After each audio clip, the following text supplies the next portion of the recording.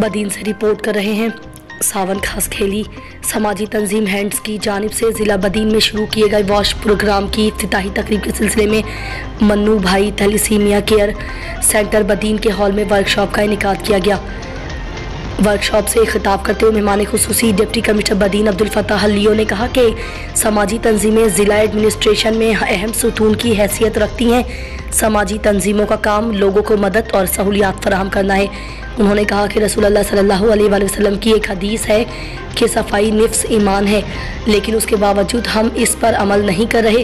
अगर आप अपने करीब स्कूलों, अस्पतालों और बस स्टॉपों के वॉशरूम्स देखें तो आप खुद समझ जाएंगे कि हम बहैसियत कौम सफाई के मामले में कितने पीछे हैं। इस तब्दीली के लिए बहुत ज़रूरी है कि हम सब अपने हिस्से की जिम्मेदारी को समझते हुए लोगों की सोच को भी इस सफाई की तरफ रागिब करें।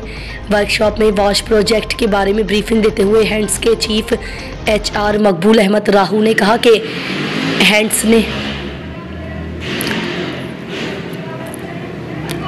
वर्कशॉप में वॉश प्रोजेक्ट के बारे में ब्रीफिंग देते हुए हैंड्स के चीफ HR मकबूल अहमद राहू ने कहा कि हैंड्स ने अपने सफ़र का आगाज़ 1979 में किया और हैंड्स इस वक्त मुल्क के 36 अजला में लोगों की फलाह व बहबूद के लिए काम कर रही है। उन्होंने कहा कि ज़िला बदीन में 18 माह के वॉश प्रोजेक्ट के तहत 60,000 लोगों को पीने का साफ़ पानी मिलेगा। 90,000 लोग महफूज जरासीम से पाक पानी इस्तेमाल करेंगे। 10 मराकज़ सेहत में वॉशरूम्स बनाए जाएंगे, जबकि 40 गर्ल्स स्कूलों में भी वॉशरूम बनाए जाएंगे, जिससे स्कूलों में बच्चियों की तादाद में इजाफा होगा।